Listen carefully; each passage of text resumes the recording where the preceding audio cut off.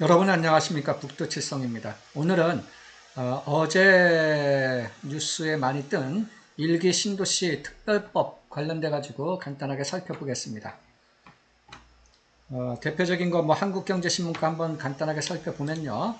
윤 대통령의 일기 신도시법 연내 통과에 야당도 구도심도 함께하자 이런 제목이고, 윤 대통령이 분당 일산 등 일기 신도시 대상으로 재정비 특별법을 연내 처리해 줄 것을 당부했고, 민주당도 함께 노력을 하겠다라는 내용이고요. 보시면은 이 특별법은 일기 신도시 주민들과 일부 지역 신도시의 수건 과제라며, 노후계획도시 특별법 제정을 통해서 용적률 상향 등 사업성을 높일 필요가 있다는데 이제 공감을 한다, 이런 내용입니다.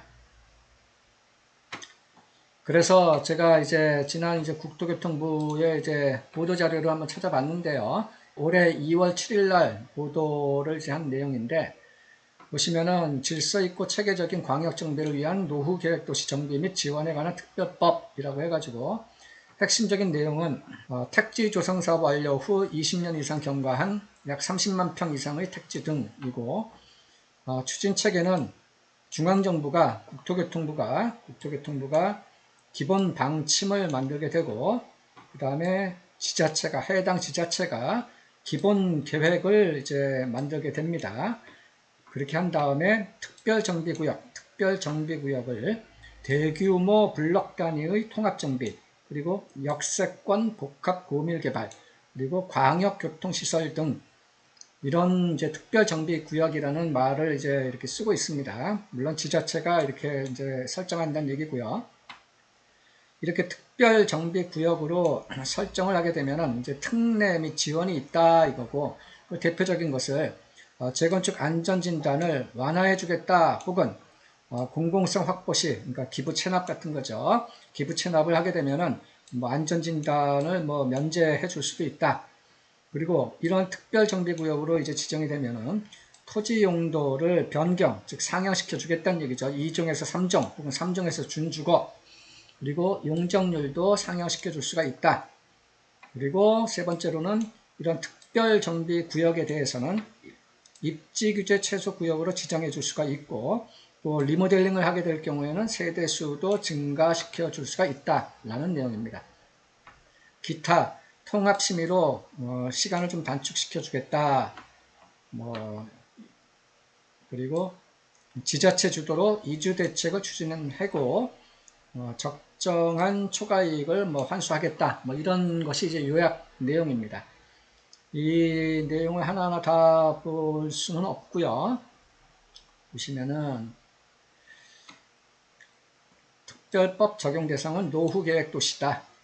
그리고 기본방침 및 기본계획 수립이라고 해서 국토부가 기본방침을 수립을 하고, 지자체가 기본계획을 수립을 하고, 지자체가 특별정비구역을 설정을 해가지고 사업을 재개발, 재건축을 하겠다 이런 내용이죠. 그래서 특별정비구역을 지정을 한다 이건데요. 특별정비구역이라고 해서 대규모 블록 단위의 통합정비, 그리고 역세권 복합 고밀개발, 그리고 광역교통시설 등 기반시설 확충, 이런 것에 해당이 되면 특별정비구역으로 지정을 할 수가 있다 이거고요. 이렇게 특별정비구역으로 지정이 되면 용적률 건폐율 등 도시건축규제와 안전진단 등이 완화 적용된다. 특별정비구역에 대한 특례 및 지원 해가지고 첫 번째는 안전진단을 이렇게 완화해 주겠다. 두 번째는 용적률이라든가 용도 지역 등을 더 혜택을 주겠다. 절차 간소화를 해주겠다. 해서 통합적으로 심의를 해주겠다. 그리고 특별정비구역 내 사업 시행이라고 해서 하나의 조합이 사업 시행자가 사업을 추진할 수도 있고, 이런 것이 힘들면 개별 조합으로 이렇게 할 수도 있다. 그런 내용이고요. 이주대책을 지자체가 관여해가지고 효율적으로 좀 진행될 수 있도록 해주겠다. 이런 내용이 나오고요. 그 다음에 참고라고 해서 나온 얘기인데요. 국토부에서 기본 방침 수립, 그 다음에 시도지사가 기본 계획을 수립을 한다. 투트랙이라고 했는데요. 투트랙이 말이 이제 투트랙이지 이런 것이 투트랙 하기에는 좀 상충되는 혹은 서로 관련성이 좀 부족한 것은 따로따로 해야 되는 것들도 많이 있을 겁니다. 특별 정비구역을 지정 고시한다.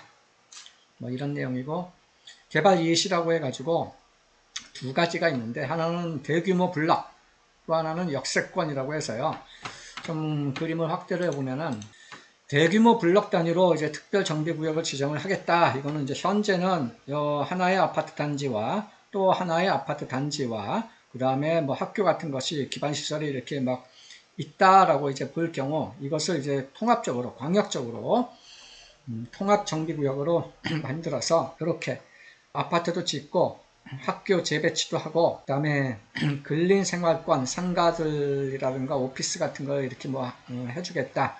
이런 내용을 이제 대규모 블록으로 하나로 묶어가지고 재건축 사업을 할 수 있도록 해주겠다. 라고 이제 하는 개념인데요. 쉽지가 않죠, 이런 것이. 하나의 단지를 재건축하는 것도 굉장히 인허가라든가, 조합 간의 어떤 다양한 조합원들의 목소리라든가 다양한데, 두 개 단지를, 뭐 두 개, 세 개 단지를 한꺼번에 이렇게 한다라고 하면 지분 관계도 복잡해지고, 가치 평가라든가, 뭐, 여러 가지 복잡한 것, 이해관계를 조율하는 것이 굉장히 어려울 겁니다. 학교 문제는 또 이게 지자체 소관이 아니라 또 교육청 소관이기 때문에 서로 그 인허가 청이 다른 것도 이렇게 정말 쉽게 할 수가 있는지 의문이고요. 또 하나는 이제 역세권 개발을 좀 더 이제 활성화시켜 주겠다. 보면은 여기 학교도 있고 나머지는 이제 공동주택으로 이렇게 이제 두 개 단지, 세 개 단지, 네 개 단지가 이렇게 되어 있는 것을 이제 역세권으로 해가지고 용적률을 이제 뭐 좀 많이 혜택을 주고 필요하면 입지규제 최소 구역 같은 거로 지정을 이제 해주겠다. 뭐 그런 개념이에요. 그래서 이렇게 좀 층고도 더 올리고 역세권 중심의 뭐 복합 거점 개발 해주겠다. 뭐 이런 개념인데요. 이미지적으로는 뭐 그럴싸해 보이는데요. 현실적으로 이런 것을 사업을 진행하는 그 실행 타당성 측면에서는 어려운 점도 많이 있을 것입니다. 이런 것에 대해서 제가 한번 생각나는 것을 한번 정리를 해봤는데요.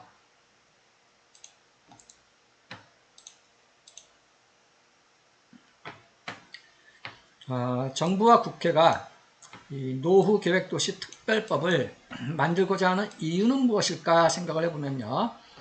정부와 국회 차원에서 정말 이런 특별법이 필요하다라는 인식이라든가 공감대가 있어서 하는 것이라기보다는 분당 일산 등 일기 신도시 주민들의 재건축 추진 열망을 대선 공약으로 했으며 또 내년에 있을 총선에 대한 이슈 때문에 국회에서도 동조를 하는 분위기 같다라는 생각이고요.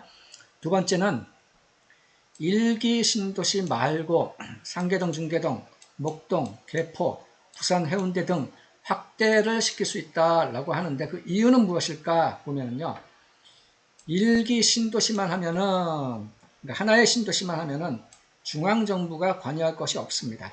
해당 지자체에서 도시 및 주거관계 정비법이라는 기존의 법을 이용을 해서 재건축 사업을 이제 지원을 해주면 되는 것인데 중앙부처가 관여 혹은 역할을 수행하기 위해서는 하나의 지자체 수준을 벗어나는 광범위한 대상 지역을 설정해야 되기 때문에 그렇기 때문에 이렇게 이제 확대를 시킨다라는 생각이 들고요. 세 번째, 특별법으로 하게 된다면은 정말 사업기간은 많이 단축이 될 수 있는가 생각을 해보면요. 이 특별법을 국회에서 이제 만들게 되면은요.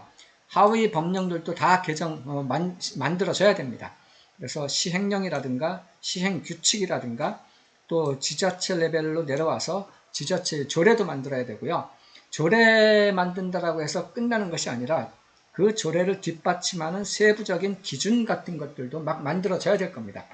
이런 거 다 이 법령 체계가 완비가 되기 위해서는 몇 년 세월 걸릴 겁니다. 뭐 이런 것보다는 오히려 현재 구축되어 있는 도시 및 주거환경 정비법 차원에서 하나하나씩 그냥 재건축을 시켜주는 것이 효과적이고 빠른 것이 아닐까, 개인적으로 그런 생각도 듭니다. 그리고 이제 특별법에서 이제 많이 언급을 하고 있는 특별정비구역에 대한 혜택은 이제 정말 그 많은 것인가, 효과가 있는 것인가 생각을 이제 해봤는데요. 개별단지 재건축은 지향하고 대규모로 블록 단위 위주로 해야 한다는 것 같습니다. 뭐 분당, 일산, 일기 신도시가 하나하나의 이제 재건축은 좀 지향이 되고 좀 통합적으로 블록 단위로 좀 크게 개발을 해야 된다라는 이제 의미로 좀 보이는데요. 어쨌든 안전진단 기준 완화, 공공성 확보 시 면제도 할 수가 있다. 이것 자체는 굉장히 이제 매력적인 것입니다. 재건축을 함에 있어서. 다만 이런 것이 이런 특별법을 통해서가 아니라 이 안전진단 자체만 좀 완화시켜 줄 수 있는 방법을 찾아가지고 하면 되는데 이렇게 복잡하게 여러 가지를 묶어서 특별법까지 만들어서 해야 될 필요성은 없을 것 같기도 해요. 그 다음에 특별정비구역은 이런 토지 용도를 상향시킨다거나 용적률 혜택도 이렇게 줄 수 있다라고 하는데요. 어느 단지는 해주고 어느 단지는 안 해주고 막 그럴 수도 있습니다. 그리고 이 특별정비구역에 포함되는 단지도 있고 특별정비구역과 무관하게 개별적으로 재건축을 추진하고자 하는 단지들도 있을 텐데요. 어느 단지는 특별정비구역으로 해줘서 인센티브를 주고 개별적으로 재건축을 추진하는 곳은 인센티브가 없고 그러면은 이제 형평성 문제 같은 것들도 막 대두가 이제 될 수가 있을 것 같고요. 그리고 현재 지자체 자체적으로도 개별 단지를 재건축을 할 때 필요하면은 기부 체납 같은 방법을 통해서 용도 지역을 좀 상향시켜 주기도 하고요. 또 용적률도 상향시켜 주기도 하고 막 그러지 않습니까? 기부 체납 같은 걸 해가지고 용적률을 어느 수준 이상으로 하게 되면은 뭐 임대주택을 좀 더 이제 짓는다거나 그렇게 이제 지자체 자체적으로도 뭔가 이렇게 이제 사업을 진척시킬 수 있는 방법, 툴 같은 것은 다 있습니다. 그리고 특별정비구역으로 지정이 되는 곳들은 이제 뭐 입지규제 최소구역으로 지정을 해줄 수도 있다, 뭐 그건데요. 근데 입지규제 최소구역은 주로 이제 역세권에서 노후단지와 인근 노후 상권을 함께 복합 개발할 수 있는 지역이 이제 해당이 이제 될 것 같은데요. 그런데 이렇게 아파트하고 상가 간의 이해관계가 이제 굉장히 다양할 겁니다.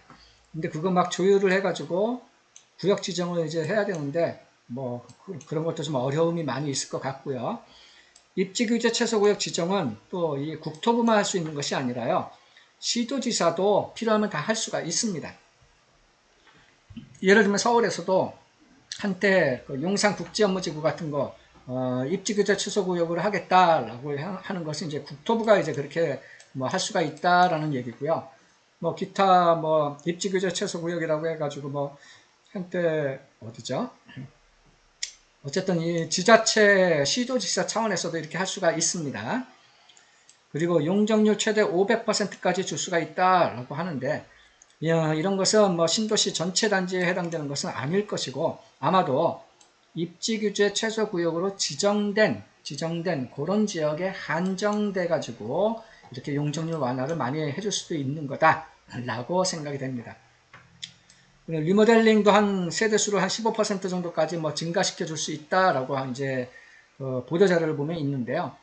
현재도 이 수직 증축 리모델링이라든가 수평 증축 리모델링 같은 방법을 통해서 세대수 어느 정도는 증가시킬 수가 있습니다.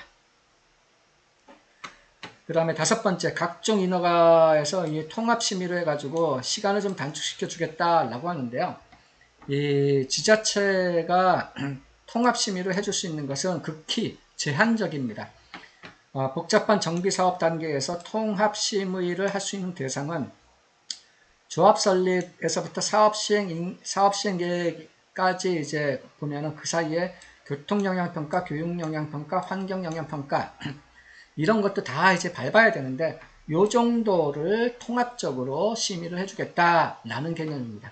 현재 뭐 서울시에서도 뭐 신속통합기획 민간 재개발이라든가 또 공공재개발 이런 것들도 다 지금 뭐 통합심의 할 수 있도록 뭐 해준다라고 하지 않습니까?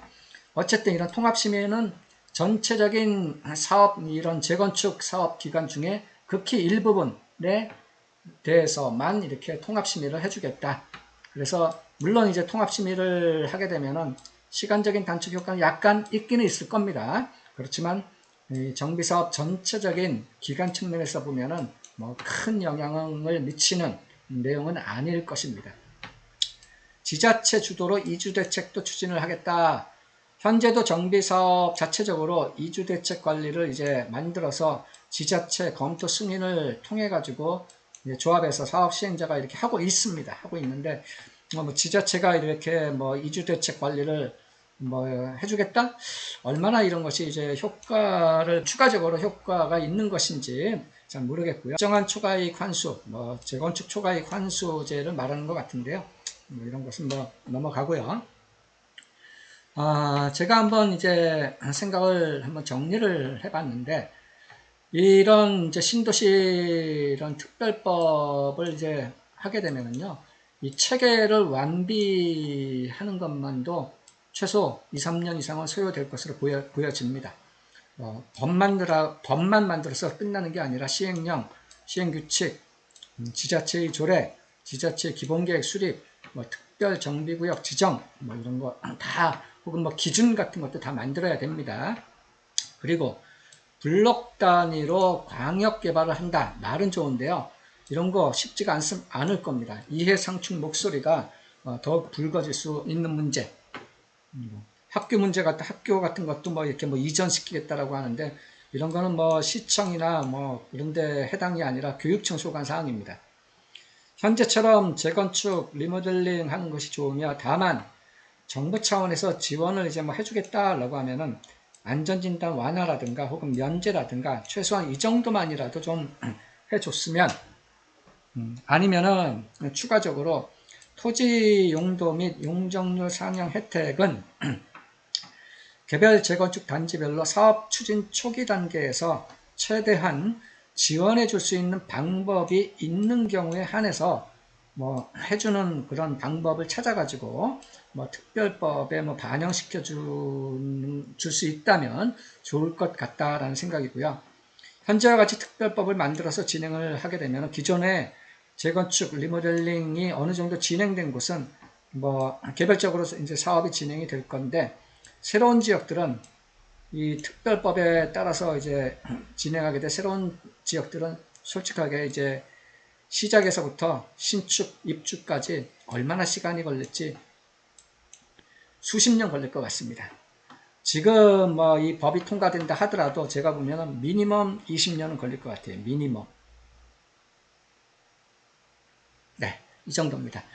부동산 재테크 고급 정보를 얘기해주는 북두칠성이었습니다. 감사합니다.